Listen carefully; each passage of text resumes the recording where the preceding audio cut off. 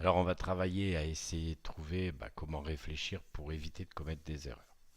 Cyrano, bon, c'est la séquence, vous connaissez Cyrano de Bergerac, si vous ne connaissez pas comment l'écrire, allez voir sur le manuel. A été écrit. Alors attention, ici on a affaire au verbe écrire, qui est au passé composé de l'indicatif, mais de la voix passive. C'est-à-dire qu'on a l'auxiliaire avoir, qui est l'auxiliaire de conjugaison. On a l'auxiliaire être au participe passé, parce que c'est la forme du passé composé de l'auxiliaire être, a été, et écrit, qui lui-même est participe passé, puisqu'à la base c'est a. Quelqu'un a écrit Cyrano, et Cyrano a été écrit. Bien. Alors du coup, on a deux participes passés. Le participe passé de été, qui a un immense avantage, c'est qu'il n'a jamais de complément d'objet direct. Donc au niveau de l'accord, allez revoir ce qu'on a fait en cours. Écrit, ici du coup c'est conjugué, autant été conjugué avec avoir, autant écrit conjugué avec être. Mais du coup ça veut dire que l'accord se fait avec le sujet. Le sujet c'est Cyrano. Alors à vous de voir ce que vous pourrez mettre comme terminaison. Attention toutefois, écrit c'est le verbe écrire. Et on a au féminin, quand le participe passé est utilisé comme un adjectif, écrite. Donc il y a peut-être une consonne muette qui n'est pas prononcée au masculin ou à un genre ou nombre que vous pourriez imaginer. Au 19e siècle. Au ici c'est la préposition, c'est à le 19e siècle. En fait c'est l'article contracté. 19e, attention on l'écrit en toutes lettres. On est en dictée, on n'est pas en mathématiques, donc on ne met pas de chiffres.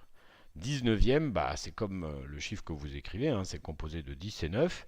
Et évidemment, l'adjectif numéral ordinal 9e, ils sont construits à partir de 9 et on ajoute un suffixe particulier. Siècle, nom commun. Donc au 19e siècle, c'est le même groupe nominal. Rien de particulier à raconter. Point. Ce personnage extraordinaire. Alors ici, vous avez un groupe nominal avec un nom noyau personnage, un adjectif qualificatif extraordinaire et un déterminant ce. Donc, autant ça doit être assez facile d'accorder personnage extraordinaire. Donc après, si vous n'êtes pas sûr de l'orthographe, il vous reste juste à aller voir dans le dictionnaire. Mais pour ce qui est de ce, faites attention. Vous savez que ce a des homophones. Il y a ce CE, ce SE, ce CEUX. Il faut remplacer pour savoir quelle est l'orthographe. Ce qu'il faut se rappeler, c'est que SE, on le trouve que dans les formes pronominales des verbes. Et ce CEUX, ça veut dire les personnes dont on a parlé. Donc s'il n'y a pas eu de personnes dont on a parlé, ça peut difficilement être ce CEUX. A voulu pouvoir exprimer. A voulu participer. Excusez-moi, passé composé du verbe vouloir. À vous d'aller le voir, il n'y a pas. Pouvoir, c'est le verbe pouvoir à infinitif. Et du coup, exprimer, c'est un verbe du premier groupe, c'est terminé par le son et. Comme je vous l'ai expliqué en cours, il suffit de remplacer par un verbe du troisième groupe de sens à peu près équivalent. Ici, dire. Et vous voyez, si vous pouvez le prononcer à l'infinitif, c'est que exprimer, c'est créer l'infinitif ER. Si vous pouvez le prononcer au participe passé, c'est que dire, vous l'avez dit au participe passé, dit. Et donc exprimer se met au participe passé. Puis si vous l'exprimez au, je sais pas moi, à l'imparfait de l'indicatif ou au passé simple, l'indicatif, excusez-moi, c'est que exprimer se met à ces temps-là et ces modes-là. Son amour. Alors, là, vous êtes tranquille. Ce groupe nominal, il n'y a pas de difficulté à mettre, puisque dans la mesure où le mot, le noyau commence par une voyelle accentuée, on est obligé de prononcer la liaison, et du coup, vous savez par quoi se termine son, puisque je suis obligé de dire son amour. À celle qui avait volé son cœur. Alors, son amour à qui? À celle. Bon, deux orthographes possibles, CE2LE ou SE2LE. Mais SE2LE, c'est ce qu'on met sur le cheval pour pas avoir mal aux fesses. Posez-vous la question si c'est un rapport ici. Bien. Qui avait volé? Alors ici, vous avez le verbe voler, qui est conjugué au plus que parfait de l'indicatif, avec l'auxiliaire qui est conjugué à l'imparfait de l'indicatif, et le participe passé du verbe voler. Là encore, pour savoir la terminaison, vous pouvez remplacer par un verbe du troisième groupe comme prendre, qui est assez proche au niveau du sens, et vous voyez, comme je vous l'ai expliqué tout à l'heure, comment vous faites.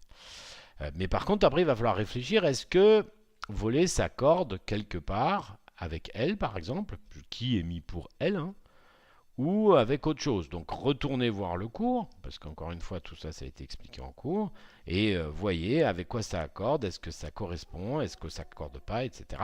Son cœur, alors son amour, son cœur, à partir de là, vous devez intuitivement trouver l'orthographe de son, puis cœur, c'est celui qu'on a dans la poitrine, c'est pas celui qui chante, mais vous pouvez toujours aller voir dans le dictionnaire.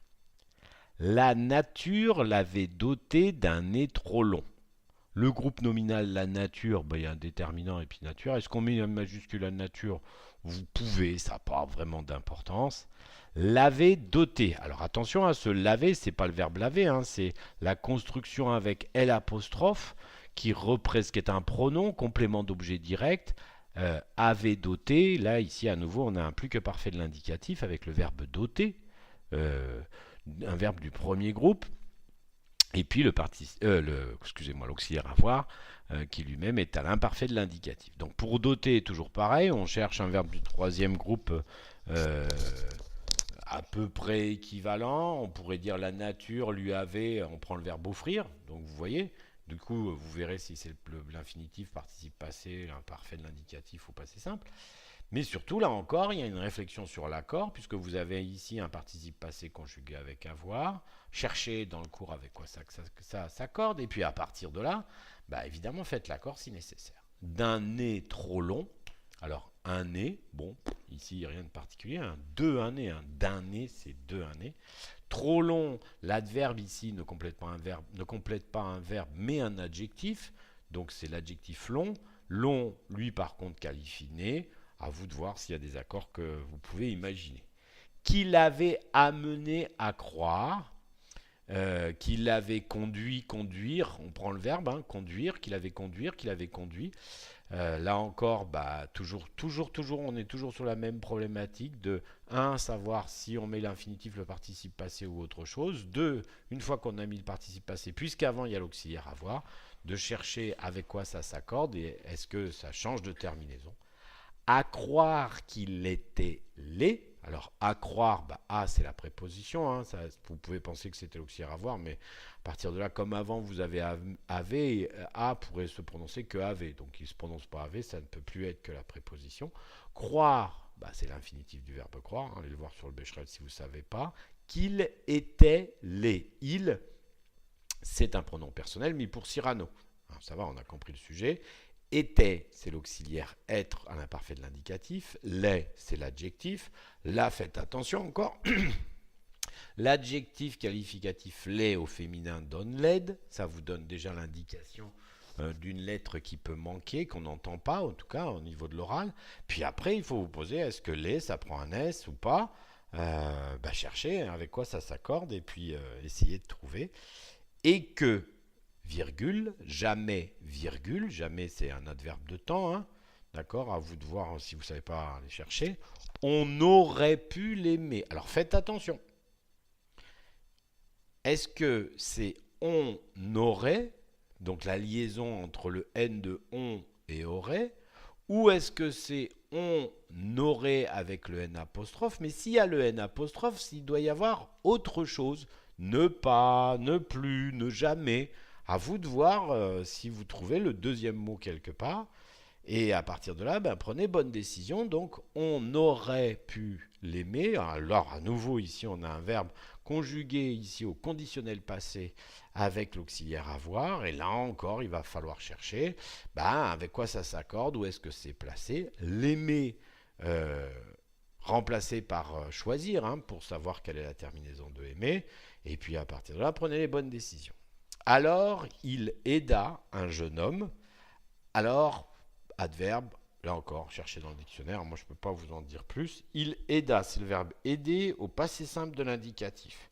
Je ne pourrai jamais trop vous conseiller, pour pas que vous fassiez l'erreur, d'aller voir la terminaison des verbes du premier groupe au passé simple de l'indicatif à la troisième personne du singulier, parce qu'il y a une particularité, et beaucoup d'élèves tombent dedans. Particularité, on a l'habitude de mettre une lettre à la troisième personne, qui n'y est pas, au passé simple.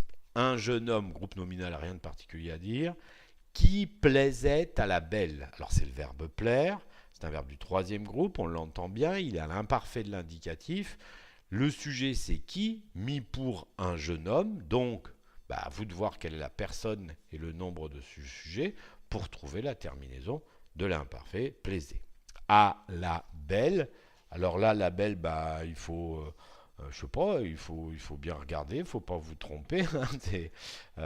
C'est un groupe nominal construit avec un adjectif qualificatif qui a été substantivé. Le belle, c'est un adjectif. La belle, c'est un groupe nominal. Et puis après, bah, de faire les choses. Et il lui donna. Alors il ici, c'est qui? C'est Cyrano, le jeune homme.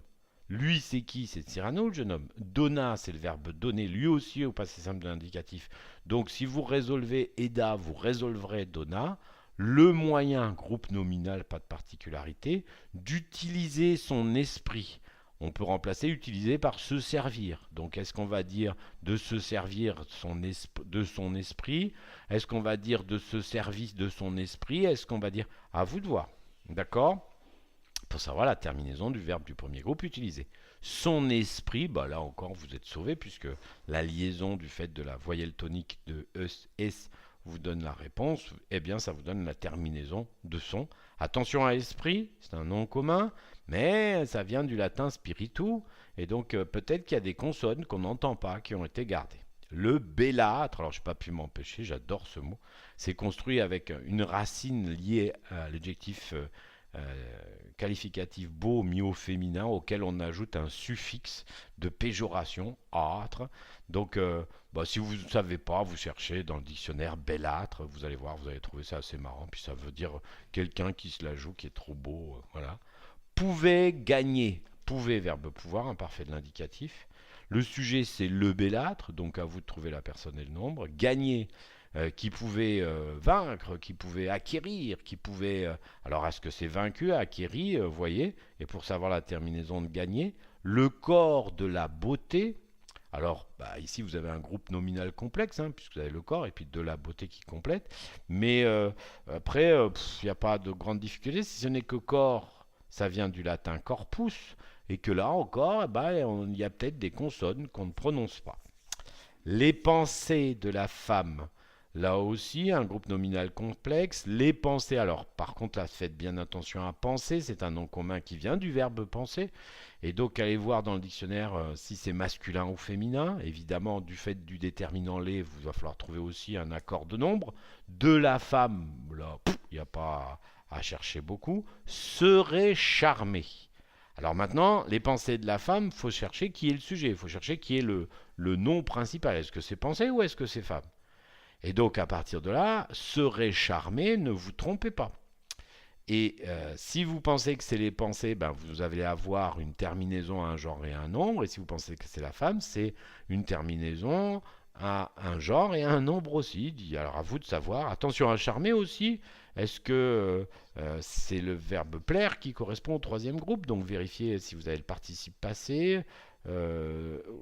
D'accord? Ou le prénom infinitif, à vous de voir. D'accord? Pour cette terminaison, je vous laisse vous amuser. Et là encore, c'est un accord du participe passé, mais avec l'auxiliaire être. Allez voir sur Internet, posez accord du participe passé avec l'auxiliaire être, comme ça vous saurez. Par les paroles du poète au grand nez. Grand groupe nominal. Par, ici, c'est une préposition. Les paroles, c'est le nom noyau. Et là encore, cherchez le genre et nombre, mais il n'y a pas de grande difficulté. Du poète, pas de grande difficulté. Au grand nez, attention à O, vous vous posez combien il a de nez, et à part que vous ayez des connaissances de science-fiction en SVT, le nombre de nez est assez limité. Voilà, je crois que j'ai fait tout le tour, et à vous maintenant de reprendre tout ça pour essayer de ne pas faire d'erreur.